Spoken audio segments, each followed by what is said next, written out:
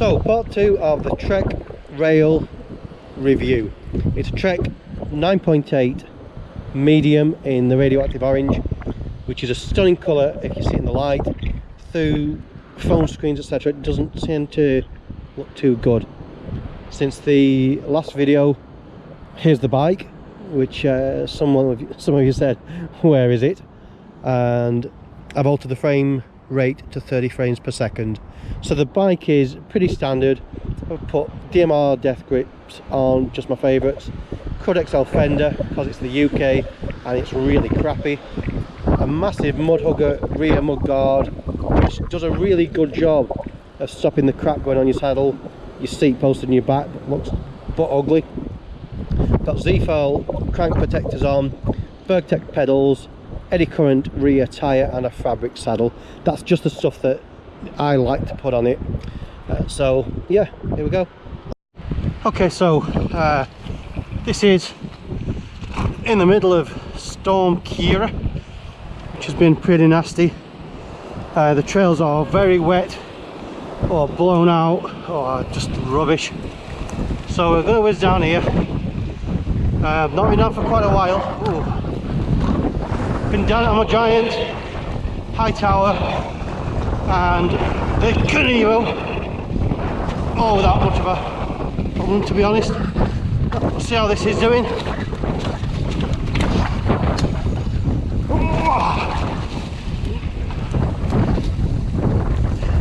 Just debris everywhere, just absolute crap. But what can you do? What can you do? So it is poppy. No, we're gonna try. It does like come off lips really well. The Caneva was pretty front heavy, to be honest. But this is a lot better. Oh, 29ers too. So yeah, look at that. It's like a stream. Okay, so what are some of the really nice points, etc., about the Trek Rail? Well, what's really weird, it took me a bit to get my head around it, is you've got a really fantastic sounding freehub on this. I just really like it. But then you've got a freehub on the Bosch Gen 4 motor. So if you turn your cranks backwards, you've got a freehub in there as well, which is really weird. But I quite like it, so that's quite good. And then front range of seat post, never had one before, no issues at all so far, so that's good.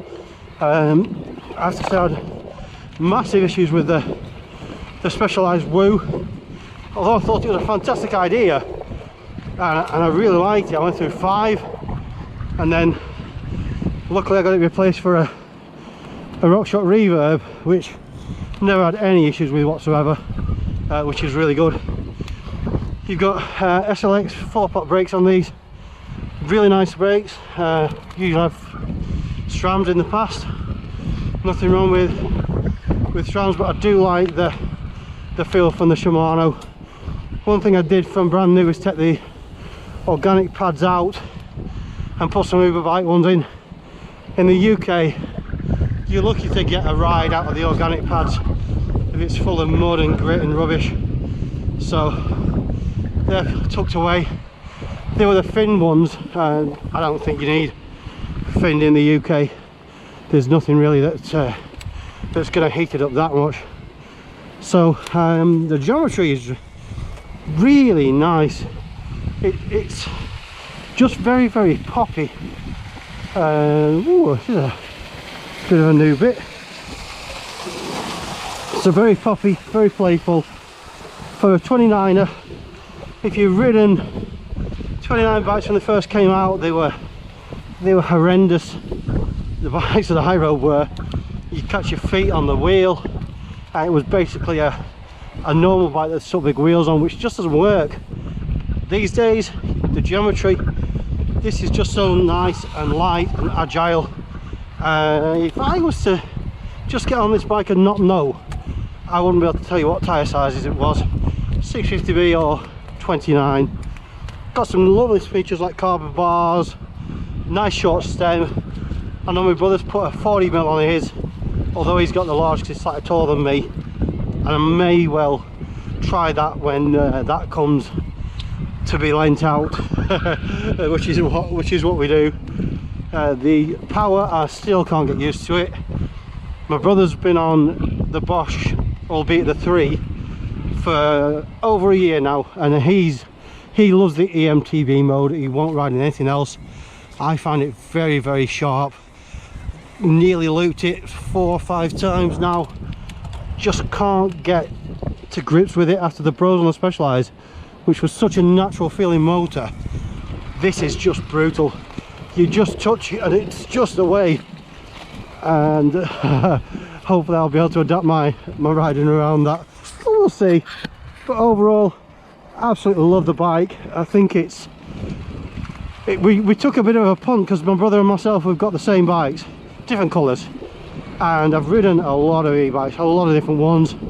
Never rode the Trek, never had a demo on one. Just saw it, read up about it, saw a few of the reviews on it, and there is not many reviews, hence the reason that I'm doing this. And I just thought, you know what, that could be the bike.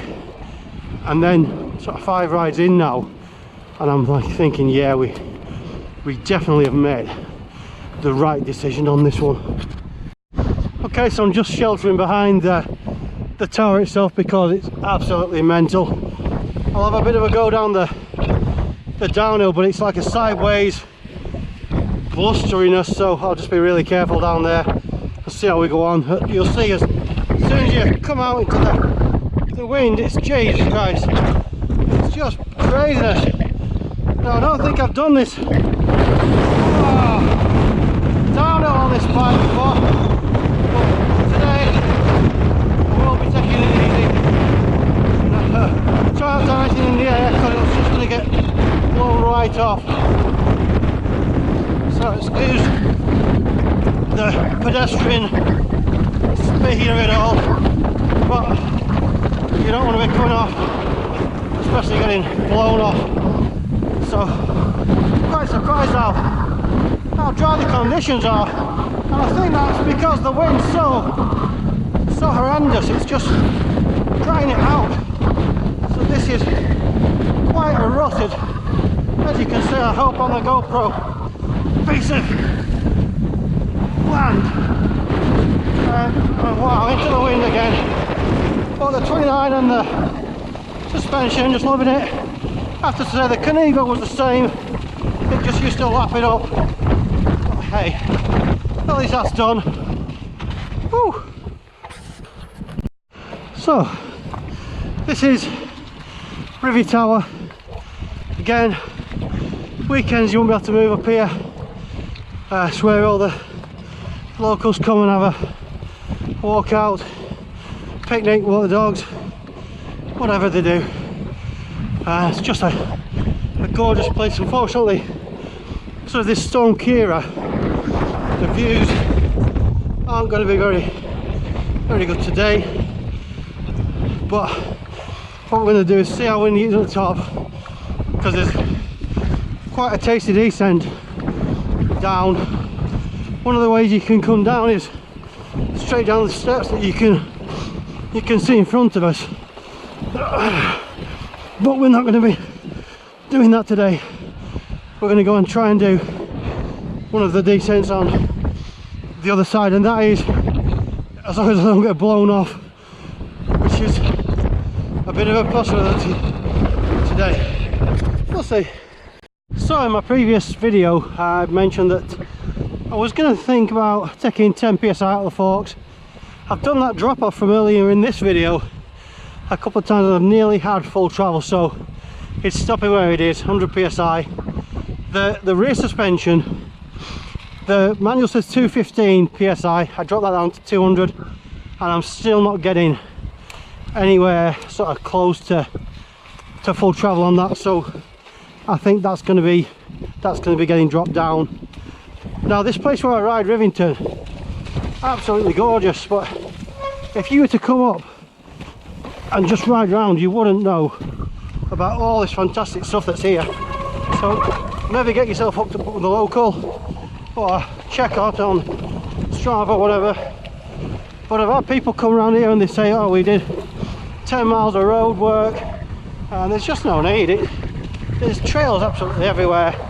Like I said, weekends are going to be busy just because of the popularity of the place. But if you go over the backside, which is called the Bob Smithy side, that's usually a lot quieter. A lot of your families don't go that side, but if it's a bit of fun you're after, this is the place to come, because there's just so much to do, so many trails you can look at, and you can spend hours and not even hit the same trail twice. There's that much to do here. You can also link it up and you can whiz over to Coppice, you can get over to Darwin.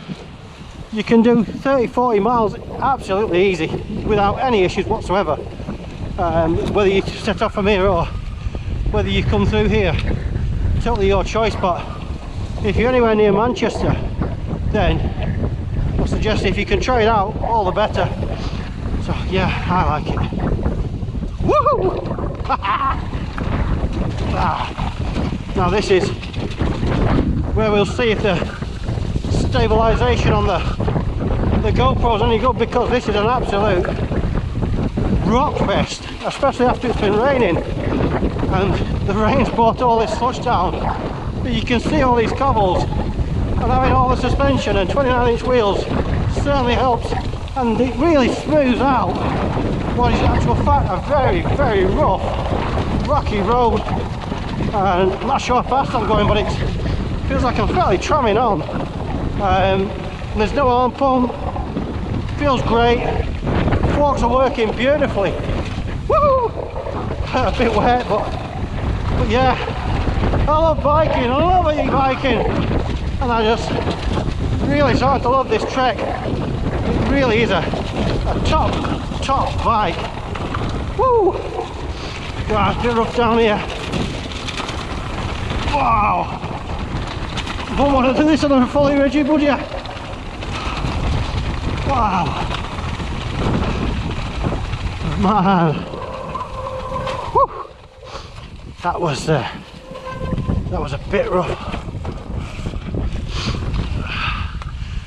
And that should conclude today's part 2 review, and I hope it's answered some questions you might have had.